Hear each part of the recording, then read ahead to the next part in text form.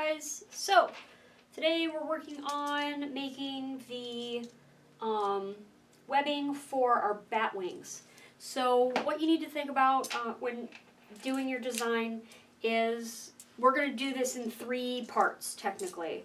There's going to be each wing, so 2 for most wings, and then you're actually going to have 1 separate piece for the back. So we're not going to worry about covering the back for now. On our single pivot wings, we have this bar here right at the base, and that's where our final attachment is going to be for the webbing. And then that's going to come up and have basically an open piece right here that we're going to have a piece of Velcro on. And then there's going to be the back plate cover, and then there's going to be the other side, and there'll be Velcro here, like attaching the back brace piece to each wing. So we'll have like this nice continuous thing at the end of it. For now, what we're going to do though is cut out our wing. So what you want to think about is just making sure that you lay out your first wing the way you want it. So I mean, if you want all of your bones kind of farther out stylistically, make sure that it's laid out that way. If you want them, I like them spread out a little more evenly.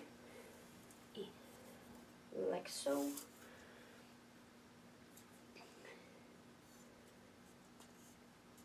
sure your fabric's flat. Right. So once you do that, you can pin this if you want to, or mark it. I've done this so many times at this point, I don't care. And all we're gonna do is cut out our bat wing shape for now, because you still have to sew everything together and glue everything. What you want to do is give yourself extra space. So I'm not going to like make these nice big arcs or anything and then come right to the tip.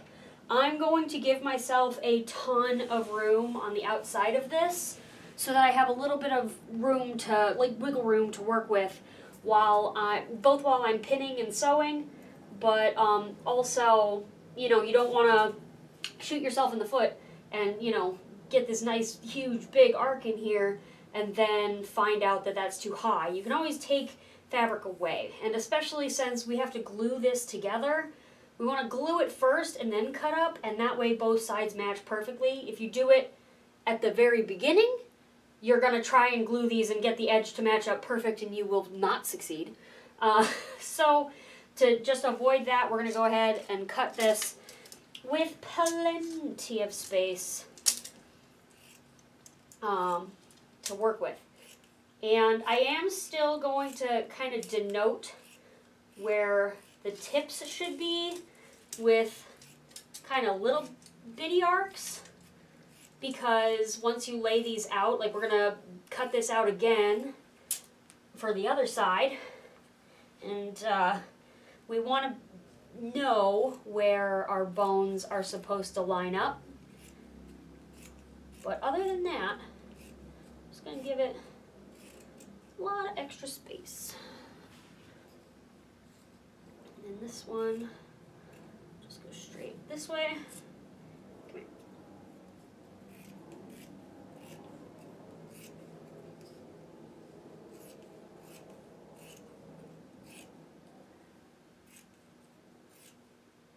And then once I get over here, I'm just going to leave this fabric on the edge. I've got a couple inches extra. And once I cut or sew this piece through, I will go ahead and like cut off the excess, but for now we can just leave it. And then for this top edge, we need to give it about a 1/2 inch seam allowance.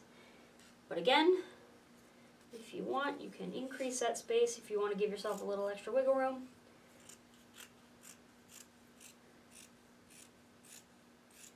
Just be consistent, because you want this top seam to follow your bone fairly well. Again, if you need to measure it, mark it out. You can do that. Once I get up to the top here, I'm going to give it a little more space because we have this bone that's going to be pivoting. Remember, we have that about 1 inch of extra space, 1.5 inches, and that's going to pivot up and down. Now that I have this mark, I can just show you. When these are down, that's going to come up that far. So you just want to, and it's a stretch fabric, so it's not the end of the world if you don't have it. If you don't have it perfect, you need to give it a little less room. And then here, because we have all of our pulleys and stuff, I'm giving about 1 inch seam allowance for where we're going to put our zipper, because I want to give it a little extra space to be able to round out. We will be bulking this out with some foam, so good to give a little extra space. And then we'll just like kind of go to the side for now. Okay, so we have our base cut out, and now we need to make a second one.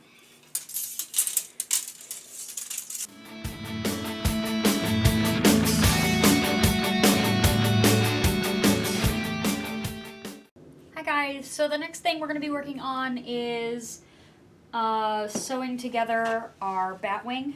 So we have our pieces cut out, and what we want to do is, if you have two sides, you know, make sure good sides go together so that when we turn it inside out, it's you know, you have the side that you want showing. I would not recommend, if you find elastic that has, you know, like it's white on the inside and red on the outside or something like that, don't use that. This one just has like a shiny side and a not shiny side, and we want the shiny side out. This is for a theater production, so you know we want to keep it nice and zazzy. We're going to be putting paint on it, so that'll dull it a little bit, so it won't be quite as shiny as well. So just gonna leave it like that. But so the first stitch that we need to do is along our top edge for the first bone. We're actually gonna sew it together and then flip it inside out. Everything else is gonna be traced, and we'll get to that later if you're confused about what that means. But the first thing we need to do is line up our fabric and pin it together. You want to make sure that it's a stretch fabric. A lot of people have trouble with stretch fabrics. But don't let it daunt you. You just have to, you know, make sure you have it on the right setting on your sewing machine. Oh, wait. Make sure you have it on the right setting on your sewing machine, and then just go slow.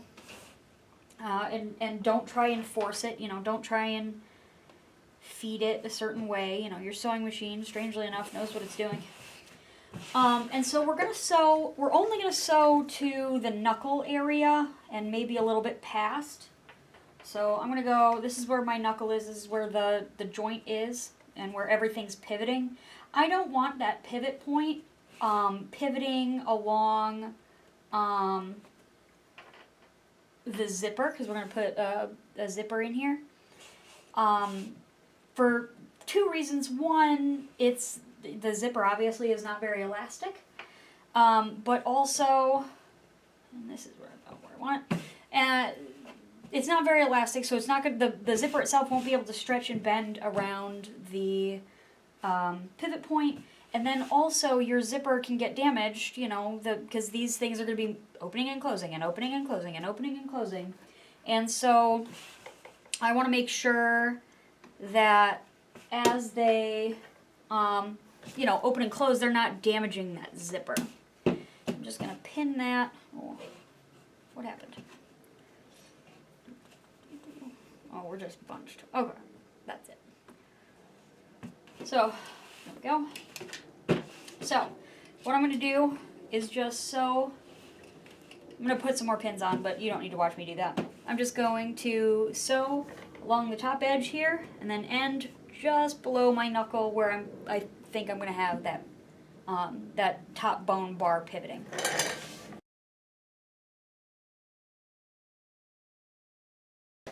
So the next thing we need to do is we're going to turn this inside out and get our framework.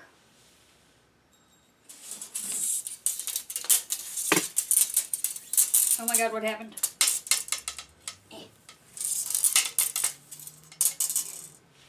Okay.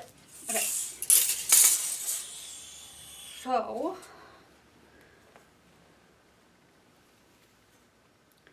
what side these go on does not technically matter. They should be mirror images of one another. There should be no front side, no back side, none of that. So what we're going to do, this goes over this, and lay this out, which I'm probably going to fast forward through because it's going to take for freaking ever.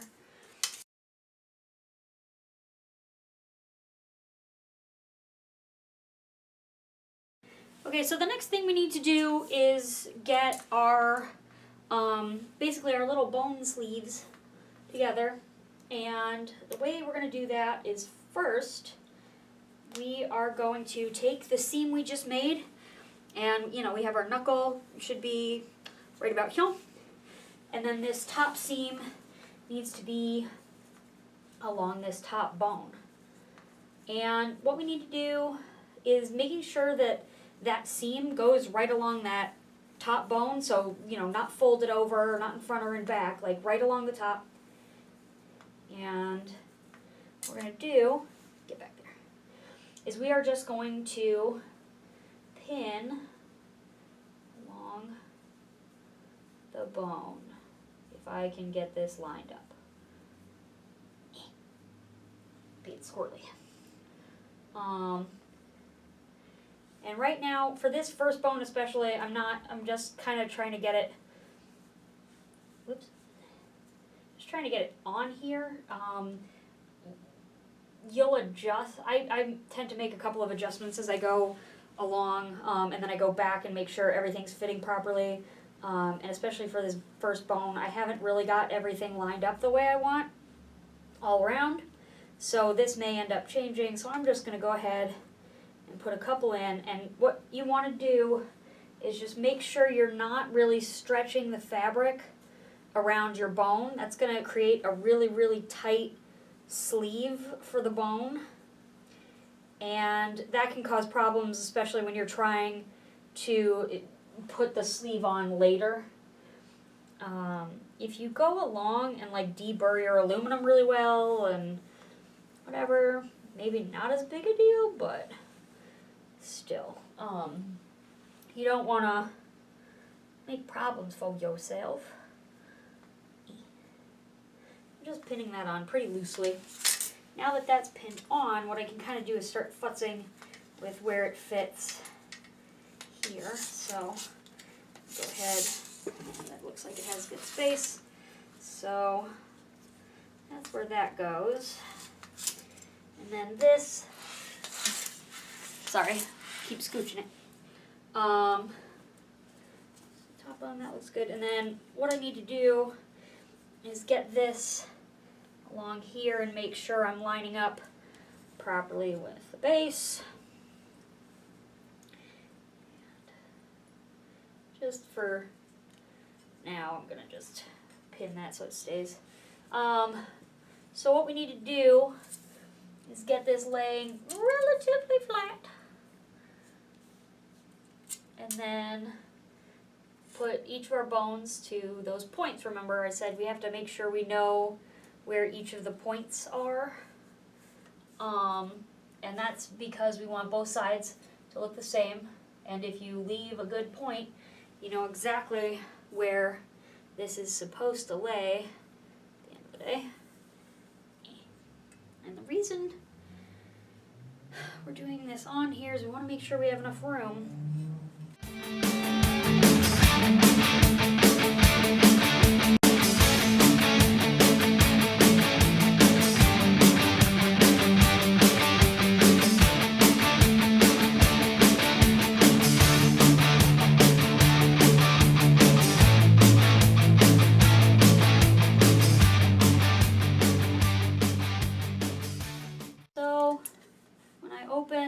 This, what I'm not going to close it all the way, I'm just kind of giving it a little tug and looking at the fabric. And you want to look at the fabric on either side and look for any kind of this bubbling or buckling.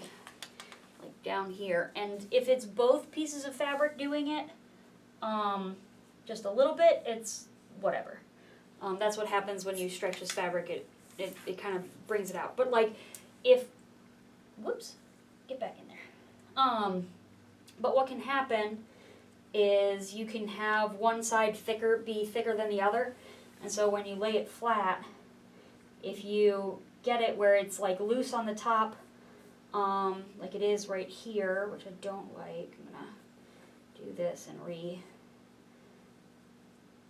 position it. I think this was just tugged up a little bit. Yeah. Just want to make sure that you're pretty flat on both sides, because if you have too much fabric, you know, one way or the other, you're going to get all this bubbling and buckling at the end of the day. Now, I will say, what we're going to do next, after we sew everything, is what we do is we go in and open this up and put spray glue in there and then spray it together. If you want it to look like you want it to have veins, what you do is you stretch it and you open it up with Friend, I'll show later, and then you spray in there, and you can actually create veins by kind of squishing them together and then pasting them together unevenly so that they're not perfect. But you want to do that after. You don't want to do that in this part. You want to make sure that your bones and everything lines up nice for this. Because what that can do, if you try and do that now, you end up getting like mismatched fabric, and it can tug on it in different ways. And between these two bones, if the total relative tension is about the same, it's not gonna cause too many problems. But like if there's one piece that's way looser than the other, you can, one side will pull away from the other, and I mean it can happen anyway, but reduces the chances. Okay, that looks good. Everything looks like it's doing what I want, except for that should stay there. These are popping out, but that happens. Everything else looks good, so I'm going to go ahead and put a bunch of pins on to make sure that while I'm sewing, know exactly where the edge of the bone is, because what we're going to do now is sew little sleeves. Oh, that's not good.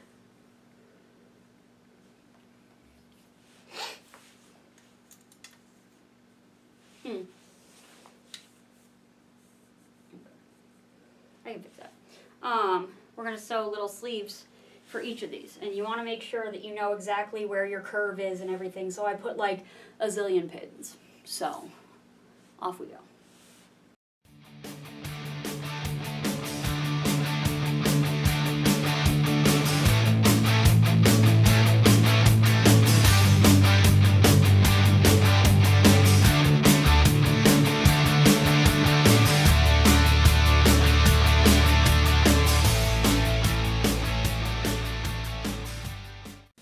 Okay, so the last thing we need to do here is each of these bones, there's going to be like a little loop, and we're going to leave this area pretty open. There's a couple reasons for this, but the main one is as this collapses down, you want the fabric to be able to fold on itself, and the farther up you go, the less room it's going to have to move and bunch in between. And this way, like, the fabric can kind of lift up, and those, the metal can actually slide over one another really easily, and then the fabric can just bunch up outwardly instead of having to try and fit into every little nook and cranny. And we added spacers to help mitigate that, but you still want to, like, the less bunching we get, the farther closed they're actually going to be able to go. So you don't want to create a seam all the way up to here. What you want to do is kind of cut it back. Actually, this pin's probably a little high. What you want to do is cut back and kind of create this little you know, not half circle, but little circle of space for everything to go in, and then pin up to that point instead of getting instead of going all the way up. So we have kind of a little circle here where everything has a chance to collapse in. Whoops, get back in there. So that should do. So let's get to sewing.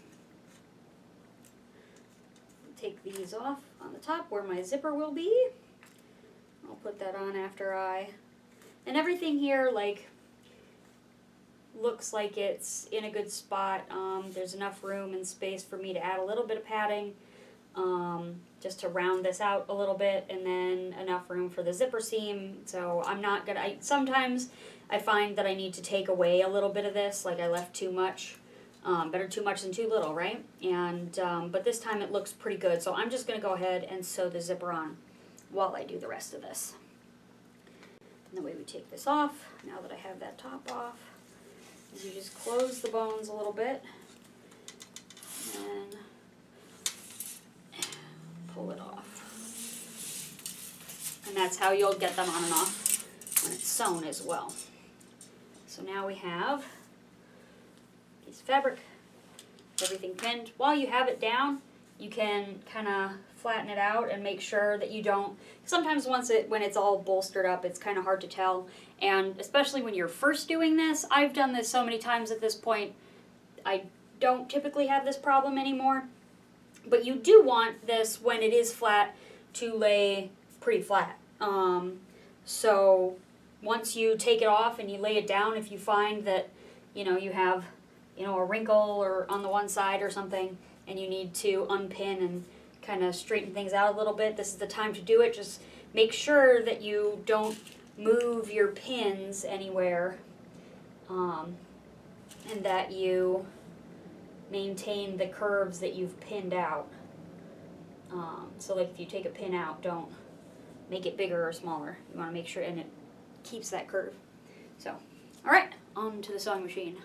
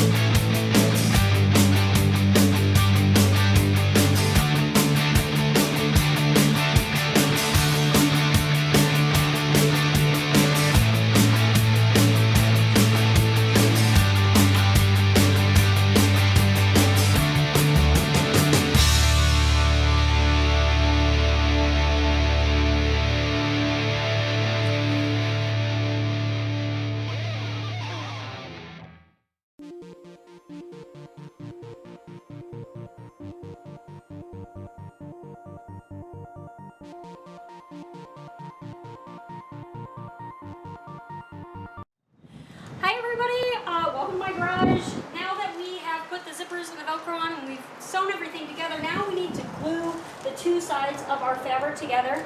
And we're going to do that with 77 multi-purpose adhesive. And I am joined today by my friend Brian, and the reason for that is this is way easier to do with a friend, because what you need to do is you kind of need to separate these two sides and have some tension to them while you spray inside so that they don't like mangle and get all, well, veiny, which if you want that you can do. But if you don't want that, you definitely need somebody to pull the two sides apart. And then you're going to hold the two pieces of fabric apart and then spray in there, and then while they tension, you can flatten them out, and then they come out nice and perfectly flat. You can do it by yourself, and I'll show you that technique next, but again, way easier if you have a buddy. So, Brian, if you would be so kind, yeah, let's start that. Okay, so Brian, hold on.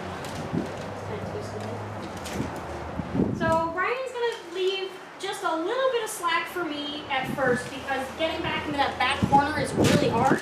That's the part that tensions first. So if he puts a lot of tension on it, then I can't get any glue back there, and then it's separated, and we don't want that. So, so he's gonna give me just a touch of slack, and I'm gonna go ahead and spray. Give me a little more tension, just tiny bit. Okay, and then he's going to tension it. We're going to paste the two sides, sorry about that, two sides together, and then we're going to go ahead and get the end second. He's going to give a little bit more tension on this, a little less, just because you don't need to get back as far.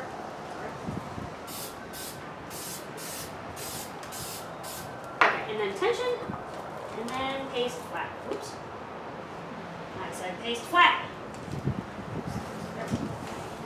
There. And that way, if you let go, see we have no veins or any bubbles or anything. So we're just going to go ahead and do that on all of these. Fire it up, that party lighting, make the room. And done. Easy peasy.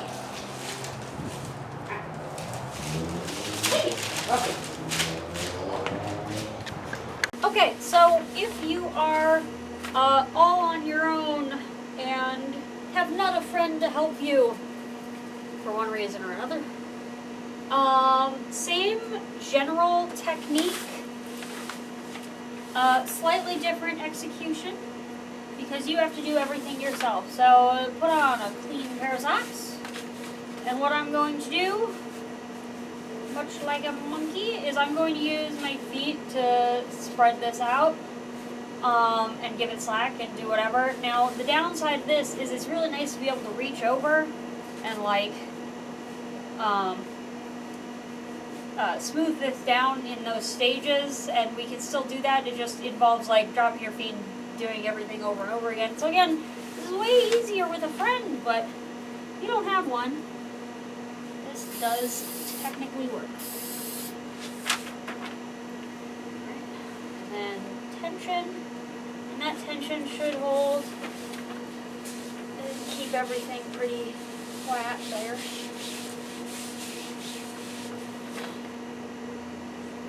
And then do your second stage, same kind of idea. Open it back up. I didn't get glue very good in this area.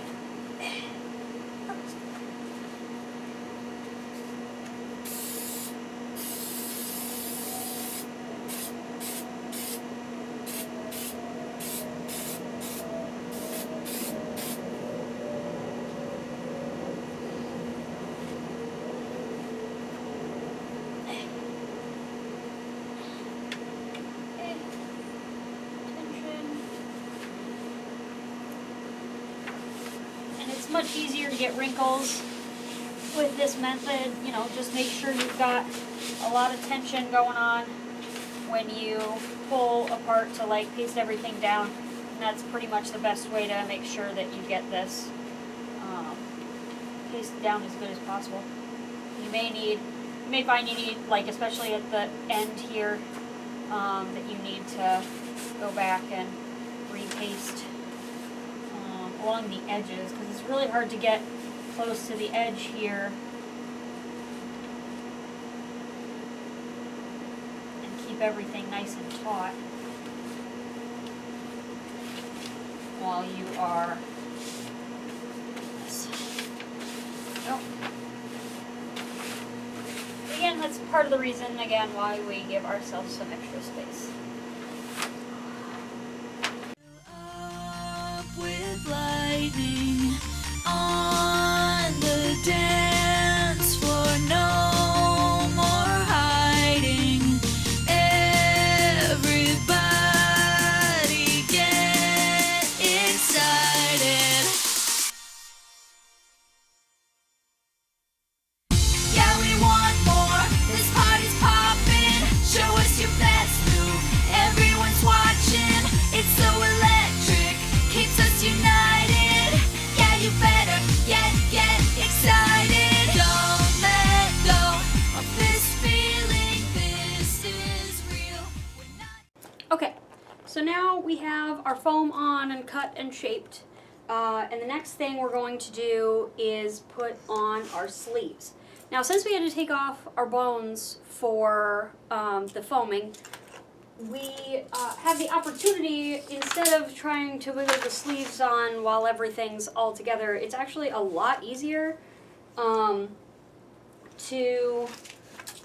put the bones in and then assemble the wrist joint. Just because if you do, and if you take these off when everything is together, you can put instead of taking it all apart, you can technically put everything on. You just have to bunch all of the fingers together and then like put each one in its sleeve and then like fish each one in like all at the same time, which is difficult. And sometimes like one gets caught and pulls another one off and it's annoying. But it can be done. So, so if you at some point need to do that, like you're switching your costume or something, you can, but since we already have these off anyway, might as well do it the easy way, which is to do these one at a time, which is so much simpler. So we're just going to go ahead and push each one in. And the tip is on the spandex, the tip likes to kind of get caught, so that's kind of your main struggle, is to like keep it fishing in nice and smooth without catching on the fabric. But one, just make sure that you do go in order. Don't accidentally put the wrong bone in the wrong place. Ooh, that one went in real nice. I love it when that happens. I love it when a plan comes together. This one's less so. The tighter you make this, the sleeve for each bone, the harder it will be to get each piece in, but at the same time, like, you don't want to make it too big and floppy because then it'll be floppy, along with the fact that, or it'll buckle, one of the two, along with the fact that, like, you basically just have this big old, because you can see the seams, it's not like it's a mystery. We conceal them with paint and other things so that it's harder to notice, but it's still there, so you don't want it to, be a crazy wavy line. You don't want and you don't want it to be crazy big because it visually just won't look as good. So, just taking that into consideration when you stitch. But if you don't want to make it too small because then you will struggle to get the you'll struggle to get the bone in. Okay, so now I need to make a hole in the foam. Clear that because I don't want foam in the way. There we go.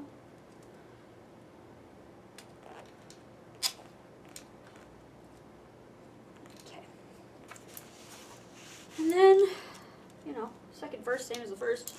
Put all of our bones on.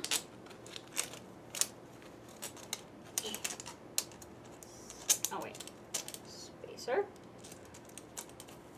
And bone number 2. Sorry. And spacer. And ball number 3. And the last spacer. And ball number 4. Okay. And then tighten this down as per usual.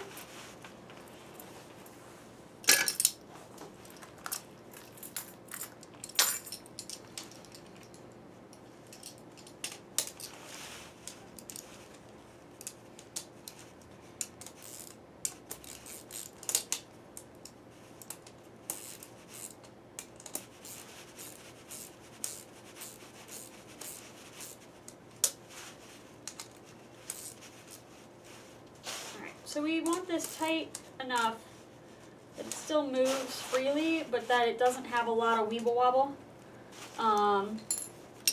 because that can cause issues down the road. Okay, and then lastly, before we zip this down, we need to string it. Where did I put the paracord? Yaha!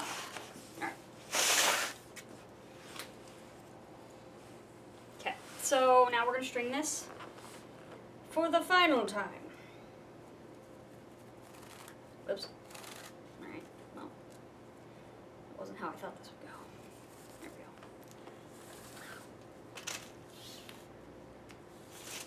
So, I always like to leave my paracord rather long because you can always cut it back down. It's trying to make it longer and look good is a lot harder. So I like to leave, basically do like 3 yards, because like the other option you have here, rather than just like pulling with your hands, is you can actually strap this like through your costume into your shoe, so that like when you straighten your legs, your thing opens up, or the other way around, you can actually reverse this. And have it so that when you bend your knees, I guess. But the easiest way being when you straighten your legs, they open, if you have a costume where you're crouching a lot. So like my demon costume. Okay. Burn the end off here so that it does not fray.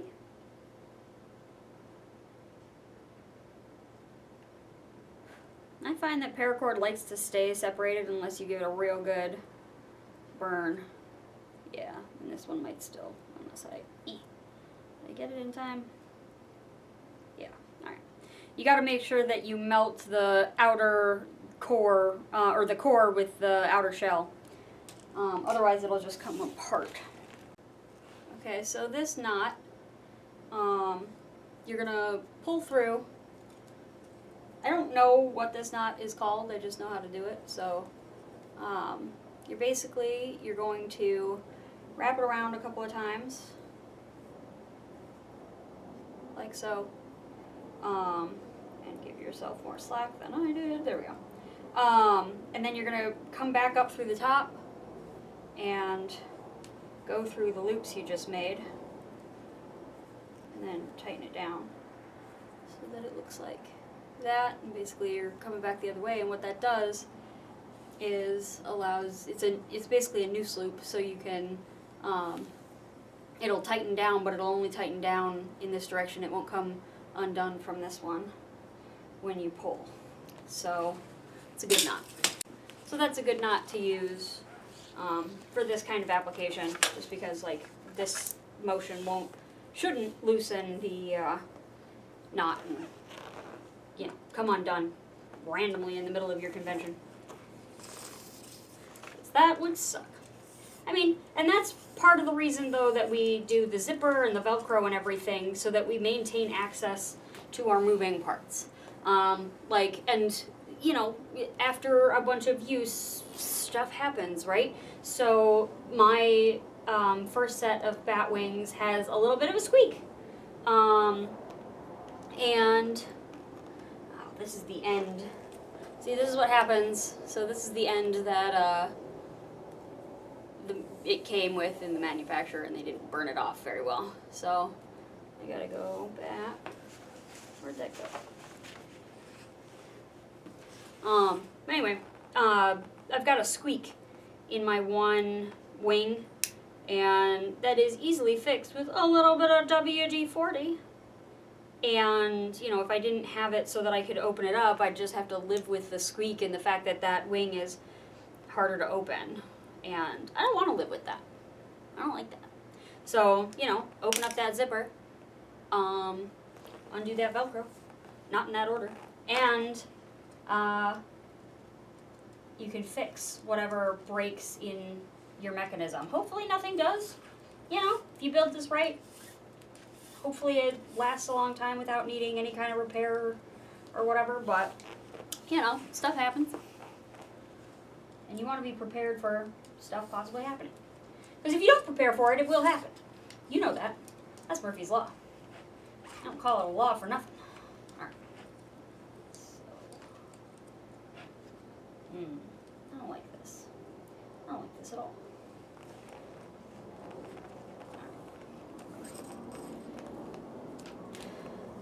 Okay.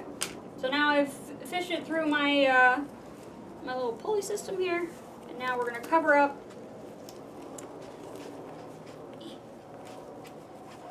the top here.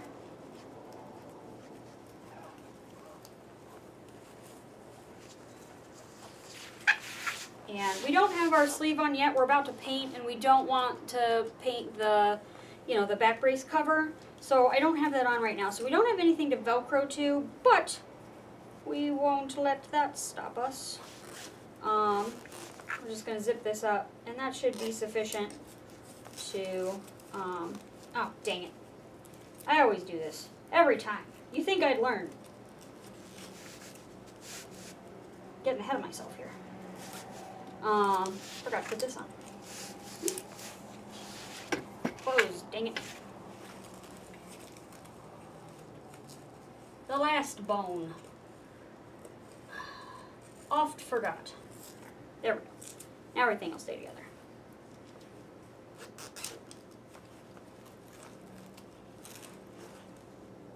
Alright. And there we have it. So everything's together and ready for trimming and painting. So next up we are going to paint these suckers. What you want to do, you can just lay these on the floor on a tarp if you would like to. I find that hanging them upside down is really nice because gravity kind of takes care of keeping them open. You may want to stretch them out a little bit and, you know, manipulate them with your hands somewhat, but when they're on the ground, you know, like while you're moving them around, they might close and then you got paint sticking to each other and it's not that great. But that's how I used to do it and it turned out fine, so whatever, right? You want to make sure that you don't have anything bunching up. It's fine if it does that later, but you, when you're doing this, you're going to get basically shadow spots if you have anything kind of folded or overlapping. So the flatter and smoother you can get everything, great. If you've done, you know, that technique where you kind of leave it a little loose and get yourself some veins in the fabric, then you're going to get shadow spots when you paint, but that's not necessarily a bad thing because it kind of makes those veins pop a little bit. It looks really cool. So if you have that problem, problem, it's not a problem, then it actually looks really good if you're going for that veiny look, and it looks really cool. So we don't want that on this one though. So we're going to try and make this as smooth as humanly possible.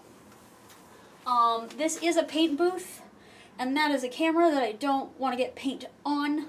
So I am probably just going to do a quick spritz and an explanation, and then, like, I got a boogie and get this out of here.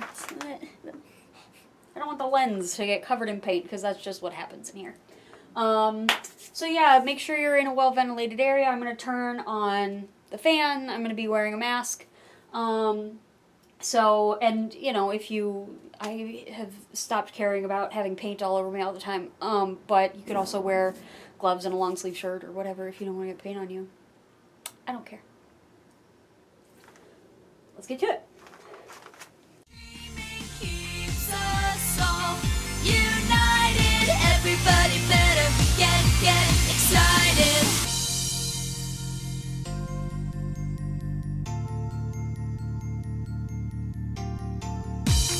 go again. Nobody's slowing down, watching the room fill from all around. Lost in the moment, lost in the fun sound. Reach for the ceiling, then touch the ground. Let's turn it up that.